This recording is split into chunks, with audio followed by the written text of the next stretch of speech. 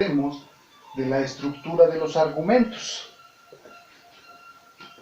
Hablar de la estructura de los argumentos implica que nos cuestionemos dos preguntas interesantes.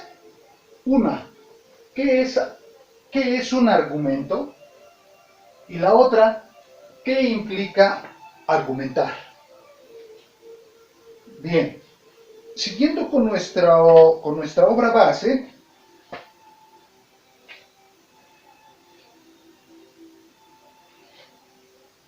de Gloria Adriana Romero, La Lógica, edición Bookmark, nos refieren que tenemos que atender al concepto de argumento. Para ello, se nos explica y tenemos que aprender que proviene el concepto del latín argumentum. ¿Qué es el argumentum? Bueno, pues a su vez, este concepto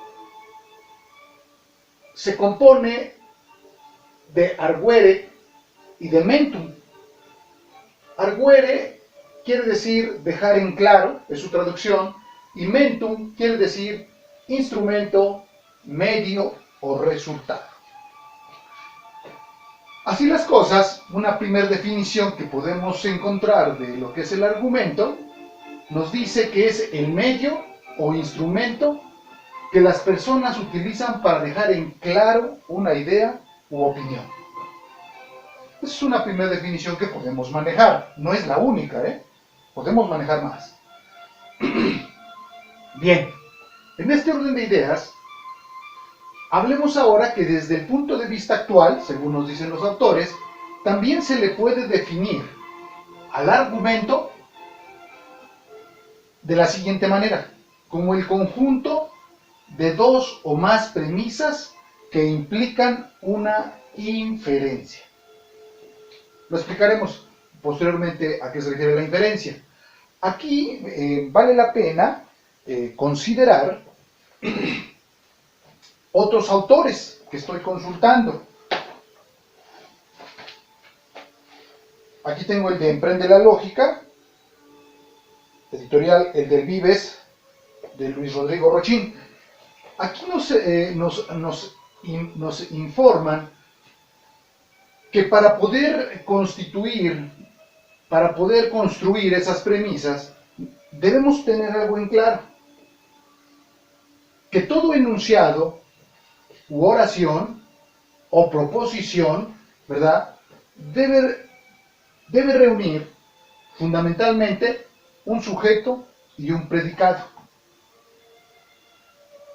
Encontraremos que ahí va inmerso, obviamente, una cópula, así llamada, para construir un enunciado, oración o proposición. Aclaro desde este momento.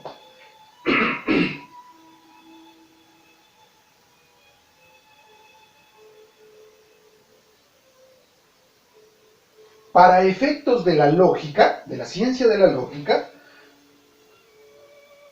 lo tomaremos como sinónimo hablar de enunciado, oración o proposición.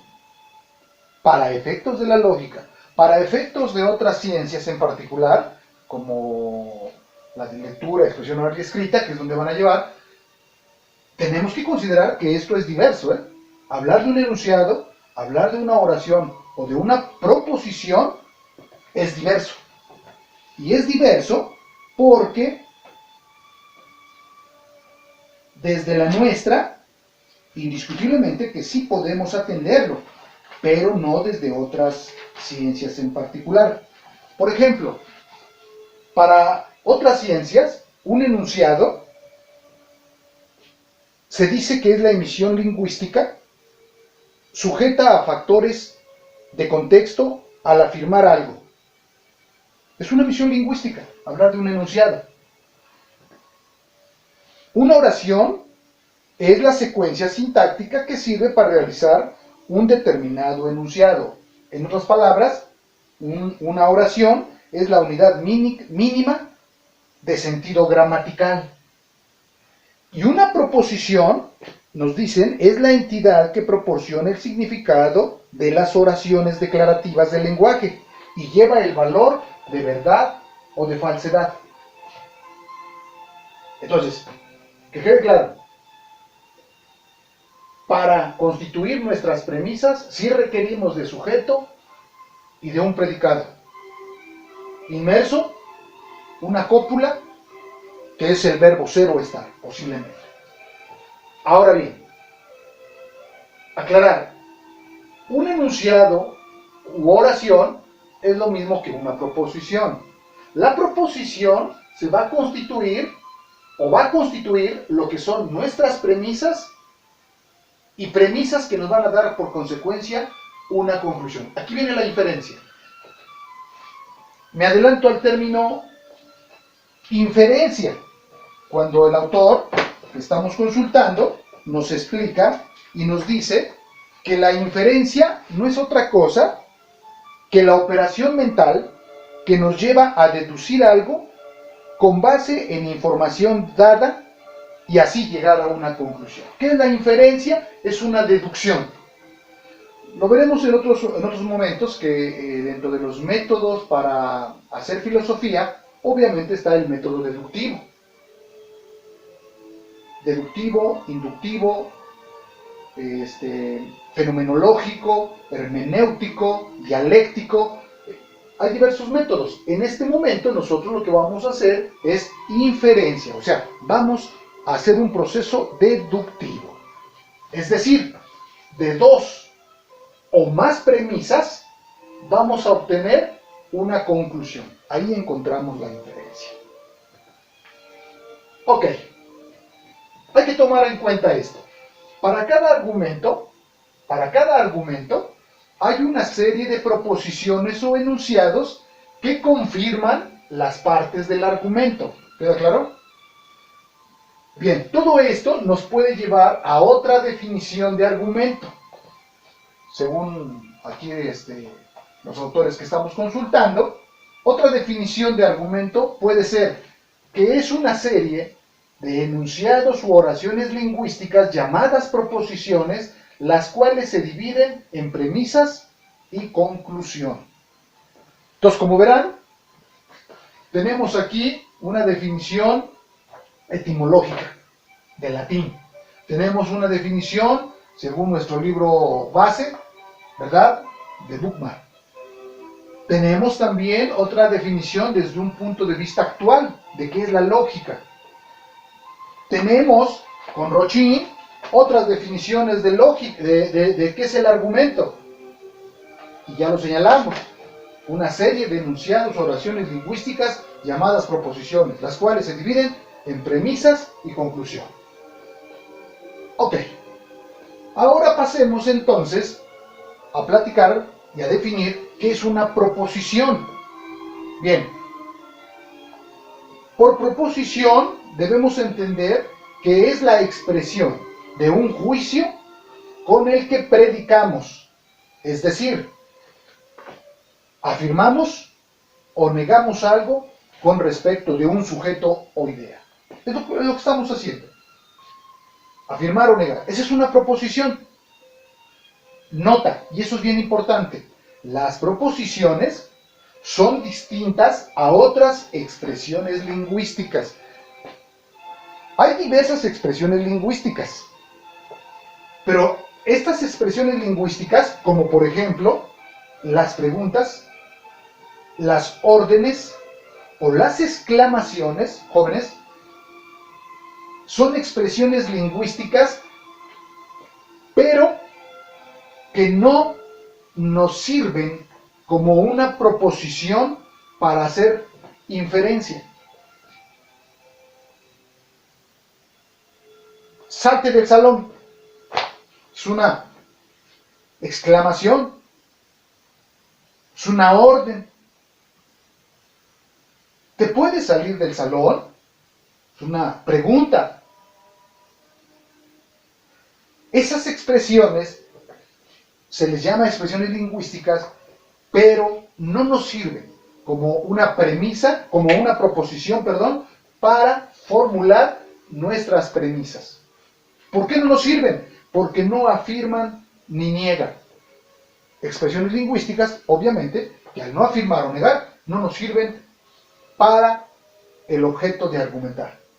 Posiblemente en otro tema, que cuando hablemos de las falacias, podamos ver una utilidad de esas expresiones lingüísticas. Posiblemente, pero en su momento lo abordaremos. Bien, ya lo señalé y lo vuelvo a aclarar. Para efecto de nuestra ciencia en particular, de la lógica, tomaremos como sinónimos los conceptos de enunciado, oración o proposición para efecto de nuestra ciencia. Para efecto de otras ciencias, ya lo dije, esto es diverso, es diferente. En este orden de ideas, ahora atendamos que el argumento está compuesto entonces de premisas y de conclusión o conclusiones, lo vamos a ver en su oportunidad. La premisa, ¿qué son? ¿Qué son las premisas? Pues son el apoyo o el fundamento de la conclusión. Por eso aquí en la definición, conjunto de dos o más premisas que implican una inferencia, es precisamente eso. La premisa es el apoyo o el fundamento de la conclusión. ¿Y qué es la conclusión? Pues es el resultado de ese choque de premisas, de esa deducción de las premisas, llegamos a una conclusión. Ejemplo, premisa 1 nos dice, todos los hombres son mortales. Lo voy a enmarcar de esta manera. Miren, esto lo vimos, o lo tuvieron que haber visto, al momento de llevar lectura, expresión oral y escrita. Ejemplo, todos los hombres, ahí está el sujeto. Son es la cópula y mortales es el predicado. Segunda premisa, o premisa 2. Sócrates es hombre. Otra vez, Sócrates es sujeto, es el verbo ser o estar, es la cópula, o el verbo hombre, predicado. Conclusión, por lo tanto, Sócrates es mortal. Sócrates sujeto, cópula y predicado. Ahí está. A esto, desde la lógica aristotélica, también se le ha llamado como silogismo. Lo voy a anotar aquí. Esto también recibe el nombre, para efectos de nuestro apartado, cuando hablemos de Aristóteles, se le llama silogismo. Silogismo. Es un silogismo. Ok. En este silogismo, que no es otra cosa que un argumento, ¿verdad? Vamos a encontrar que se constituye con un término mayor, un término menor y un término medio. Lo explico de esta manera. Cuando hablamos de un término mayor, en este argumento, silogismo,